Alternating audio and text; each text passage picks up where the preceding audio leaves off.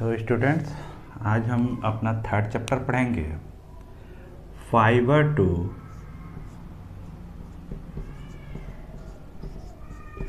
Fabric. Fibre का मतलब होता है रेशा और फैब्रिक का मतलब होता है कपड़ा। डिफरेंट टाइप के कपड़े जो होते हैं, तो ये रेशा यानी कि इसका मतलब ये हुआ कि ये कपड़ा जो है वह रेशा से मिल के बना होता है, और ये कपड़ा इस रेशे से कैसे ये बनता है इसी के बारे में ये पूरा चैप्टर है। तो सबसे पहले आप लोग अगर देखते होंगे, दुकान पे जाते होंगे तो देखते होंगे कि डिफरेंट टाइप के कपड़े दुकानदार दिखाता है। कहता है कि कॉटन के कपड़े दे दें, कि सिंथेटिक के कपड़े दे दें, कि वुलन कपड़े दे दें, या फिर नायलॉन दे दें, पॉलिस्टर दे दें। ये तमाम तरह के वर्ड बोलता है जो कि आप लोगों को नहीं समझ में आते हैं। तो सबसे पहले हम क्या करते हैं कि अपने आरामदायक कपड़े को चूज करते हैं, लेकिन जब हम वो कपड़ा देखते हैं, मान लीजिए कि हम वो कपड़ा जो है कॉटन का ले लिए और वुलन का ले लिए। हम गर्मी में जब पहनना होता है तो कॉटन ले लेते हैं, जाड़े में पहनना होता है तो वुलन ले लेते हैं। इस प्रकार हम अपने कपड़े की वैरायटी जो है बदलते रहते हैं। तो ये जो वुलन, कॉटन, सिल्क, ये जो होता है इसको कहते हैं फैब्रिक। मतलब ये डिफरेंट फैब्रिक है। वुलन फैब्रिक चाहिए मतलब वुलन का कपड़ा चाहिए, सिल्क फैब्रिक चाहिए मतलब सिल्क का कपड़ा चाहिए, इस तरह से।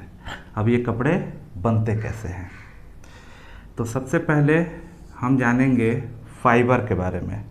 हमारा पहला पॉइंट है 3.1 वैरायटी ऑफ फैब्रिक।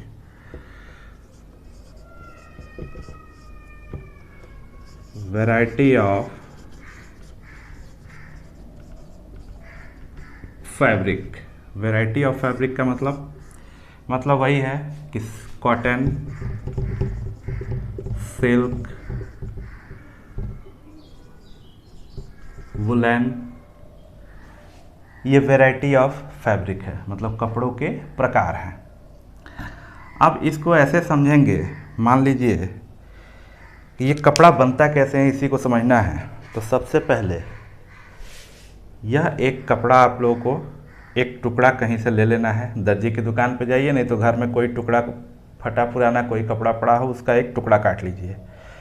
जब टुकड़ा काटेंगे तो उसके, यह देखिए बिल्कुल उसके किनारे से ऐसे जब निकालेंगे तो ये धागे निकल आएंगे। ये ऐसे ऐसे धागे निकल आएंगे। ये धागे आपको दिख रहे हैं। तो यह जो धागा है, अब आप देख लीजिए, इससे यह स्पष्ट होता है कि यह जो फैब्रिक है, मतलब यह एक कपड़ा है। हम जानते हैं कि यह कॉटन का कपड़ा है, इसको भी लिख लिए कॉटन। अब ये कपड़ा है, ये बना किससे? तो यह जो है, जो दिख रहा है आपको, धागे से बना। यानी कि यहाँ पे हम लिख देंगे थ्रेड या यार्न, इसको कहते हैं। इस धागे को हम लोग कहते हैं यार्न। इसके बाद जब हम इस धागे को भी ऐसे, इसको ऐसे जब रोल करेंगे और रोल करके इसको जब इस तरह से करेंगे तो देखिए, अगर दिख रहा होगा तो बिल्कुल एक पतला पतला रेशा सा दिखाई दे रहा है। यानी कि यह जो रेशा है उसी को हम कहते हैं फाइबर। यह जो रेशा है, बहुत पतला पतला रेशा, उसी को कहते हैं फाइबर। यानी कि ऐसे बहुत सारे फाइबर मिलके उसको रोल करके यह धागा बनाया गया। दो धागों को एक में एक बुन करके ये फाइबर, इससे धागा बनाया गया। दो धागों को बुन करके ये कपड़ा बनाया गया। स्पष्ट है? अब जब ये एक्टिविटी हो गई, इसके बाद से आपकी अगला पॉइंट है 3.2। 3.2 है फाइबर। 3.2 है आपका फाइबर। 3.2 पॉइंट है फाइबर। अभी आप लोगों ने पढ़ा कि यह फैब्रिक है। यह फैब्रिक जो है यार्न से बुन करके बना है, यानी धागे से बुन करके कपड़ा बना है।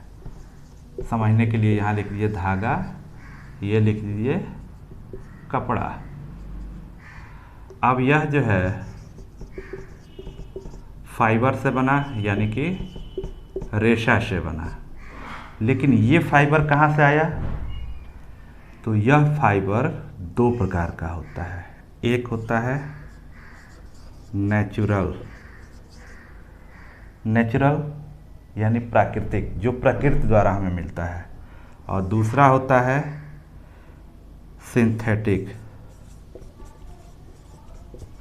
सिंथेटिक या उसको केमिकल कहते हैं, केमिकल फाइबर। सिंथेटिक या केमिकल फाइबर। नेचुरल फाइबर अर्थात जो नेचर से हमें फाइबर मिला होता है उसको हम नेचुरल फाइबर कहते हैं, और जो केमिकल से बना होता है उसको हम सिंथेटिक या केमिकल फाइबर कहते हैं, या फिर आर्टिफिशियल फाइबर भी कह देते हैं। Artificial fibre. स्पष्ट है? नेचुरल। अब ये नेचुरल फाइबर, यानी आप लोग सोचते होंगे कि यह नेचुरल फाइबर जो है यह नेचर से कैसे मिलता है। तो आप लोगों ने एक चीज़ ध्यान दिया होगा, कॉटन यानी कि रुई। कॉटन। अब ये कॉटन जो होता है इसका एक प्लांट होता है। रुई जो प्राप्त किया जाता है वह एक प्लांट से प्राप्त किया जाता है, उसको कॉटन या कपास बोलते हैं। अब ये कपास वाले प्लांट से इसको तैयार किया जाता है। कैसे? तो देखिए, कपास की जो फसल होती है मुख्यतः ब्लैक सॉइल यानी काली मिट्टी पे, और उसके लिए गर्म जलवायु चाहिए होती है, जहाँ पे गर्मी पड़ती है और काली मिट्टी होती है। तो हमारे देश में मुख्य रूप से बहुत ज़्यादा मात्रा में महाराष्ट्र में ये खेती होती है कॉटन की, और गुजरात के कुछ इलाकों में। तो उसके पौधे उगाए गए कॉटन के, और ये जो है कॉटन के ऊपर ये पत्तियां हैं, कॉटन के प्लांट पे ऊपरी पार्ट पे यह जो है एक नींबू के आकार का इसका फल होता है। अब ये नींबू के आकार का जो फल होता है यह जब पक जाता है तो इसमें से सफ़ेद सफ़ेद कलर के रेशे जो है ऐसे जब पक जाता है तो यह इसके बीज फट जाते हैं। जब फट जाते हैं ऐसे पूरा फट गया, अब इसमें जो है अंदर बीज होंगे और उसके ऊपर ही जो है सफ़ेद सफ़ेद रुई होती है। उसी रुई को हम कॉटन कहते हैं, और वह जो रुई होती है पतला पतला, उसमें एकदम धागे जैसा बहुत पतला बारीक, उसको कहते हैं फाइबर। अब उसको जो है रोल करके, रोल मतलब उसको या तो चरखे से घुमा घुमा के धागा बनाया जाता है, नहीं तो मशीन से बनाया जाता है। तो making yarn from fibre is called spinning. Making yarn from fibre is called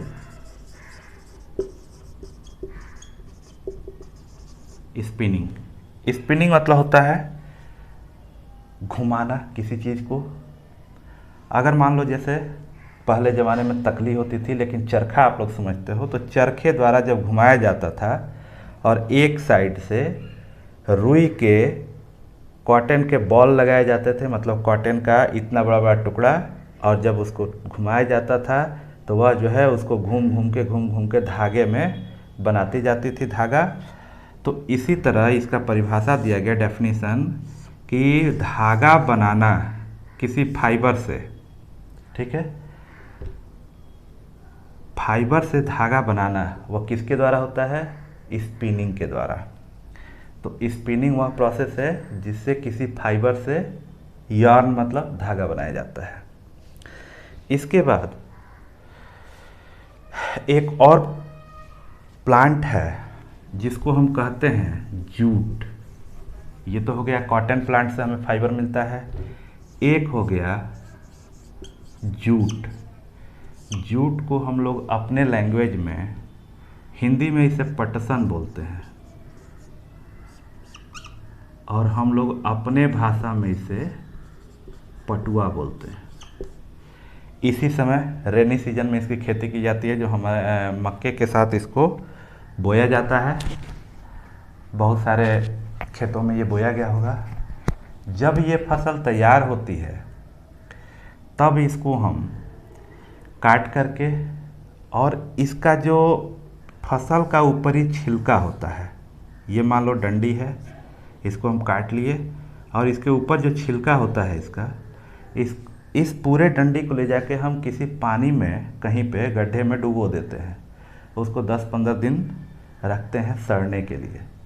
जब वो सड़ता है यानी कि इसका ऊपरी छिलका, बार्क जिसे बोलते हैं, वह इस प्लांट से हट जाता है। इतना मुलायम होता है कि हम लोग खींच के हटा सकते हैं।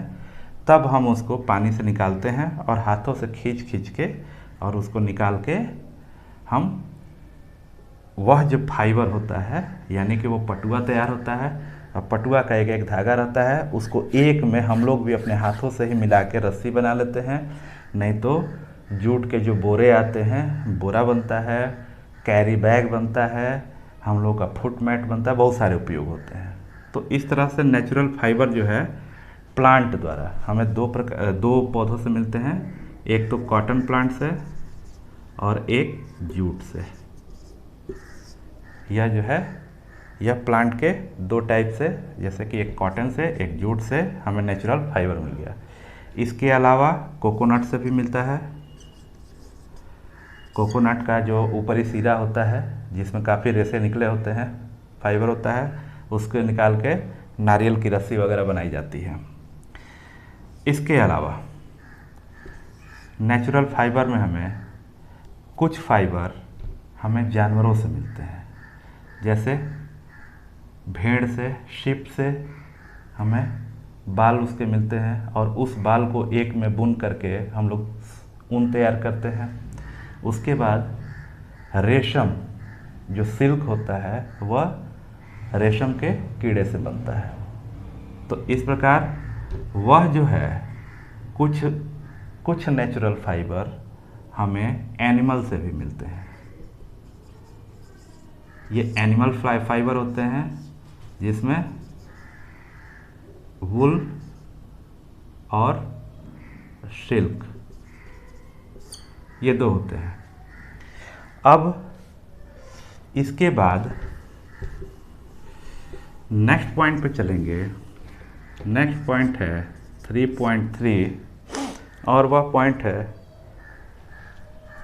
3.3 और 3 पॉइंट हो गया। 3.3 आपका वो था सम प्लांट फाइबर, जिसमें हमने आपको कॉटन और जूट बताया, और उसके अलावा इसमें एनिमल फाइबर भी बता दिया। अब प्लांट फाइबर में जैसे रुई जो निकालते हैं, और रुई निकालने की जो प्रक्रिया होती है, जैसे मान लीजिए उसको बताया मैंने कि प्लांट में यह नींबू के आकार का होता है इसका फल, वह जब मैच्योर हो जाता है यानी पक जाता है तो फट जाता है, और फटने पे उसके अंदर से वो कॉटन मतलब रुई निकलता है। उस रुई को, उस लेमन टाइप के बॉल से रुई को निकालना, इस विधि को कहते हैं गिनिंग। इस विधि को कहते हैं गिनिंग। ये हो गया, स्पिनिंग आप लोगों को बता ही दिया है। अब नेक्स्ट पॉइंट है 3.5, 3.4 और 3.3 आप लोगों को स्पिनिंग और गिनिंग और प्लांट फाइबर के बारे में यही बताना था। नेक्स्ट पॉइंट है 3.5 और वो है यार्न टू फैब्रिक।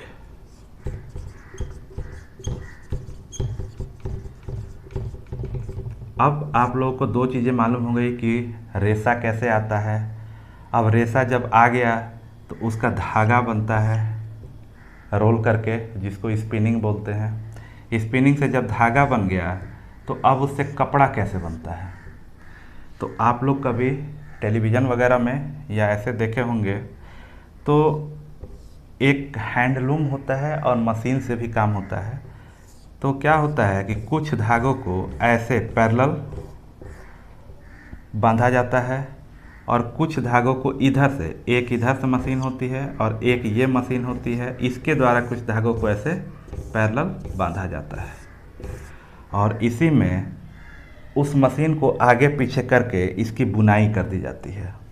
जैसे ये कपड़ा आप लोग देख रहे हैं तो इसमें सेम वैसे ही एक धागा ऐसे और एक धागा ऐसे चढ़ा के इसकी बुनाई की गई है। अब एक बात और, जैसे ये धागा तो होता सफ़ेद ही है, लेकिन इसको कलर करके डिफरेंट कलर में बनाते हैं। हमेशा एक बात ध्यान रखिए कि ये धागा जो है सफ़ेद ही पहले होता है, लेकिन इसको कलर करके और हम इसको डिफरेंट टाइप्स में तैयार करते हैं, डिफरेंट कलर में तैयार करते हैं। तो इस तरह दो धागों को मिला के बुनने की प्रक्रिया ये होती है वीविंग। वीविंग मतलब बुनना। और एक बुनना स्वेटर भी होता है, स्वेटर की भी बुनाई होती है, उसे कहते हैं नीटिंग। वीविंग और नीटिंग में अंतर क्या है। वीविंग, इस वाले बुनाई में दो धागे की ज़रूरत पड़ती है, 2 यार्न, और इस वाले बुनाई में सिंगल यार्न की ज़रूरत होती है। यानी जब स्वेटर बुनते हैं तो एक ही धागे से एक बार इस वाले ऊन के कंटे से बुनते हैं, एक बार इससे बुनते हैं, तो एक ही धागे को ऊपर नीचे करके जो बुनाई होती है उसे नीटिंग कहते हैं, और दो धागों को मिला के आपस में जो बुनाई होती है उसे वीविंग कहते हैं। अब लास्ट पॉइंट है आप लोगों का कि ह्यूमन कैसे कपड़ा पहना, कैसे क्या हुआ, इसका हिस्ट्री क्या है। तो सबसे पहले ये जानना ज़रूरी है कि ह्यूमन पहले जंगलों में रहता था, उसे कपड़े की ज़रूरत नहीं थी, या फिर बहुत ज़्यादा अगर ज़रूरत पड़ी तो वह पत्तियों और चमड़े की खालों को पहना। लेकिन बाद में जब वो लैंड पे रहने लगा, मतलब ज़मीन पे आया बाहरी समाज में, और उसको जैसे जैसे ज़रूरत पड़ी और अपने ज़रूरत के हिसाब से उसने कॉटन, वुलन, ये सब जो है जलवायु जैसे मौसम हुआ उस मौसम के अकॉर्डिंग ये सब खोज होती गई और इंसान अपने कपड़े बदलता चला गया। तो इस प्रकार हमारा 3rd चैप्टर ये समाप्त हुआ।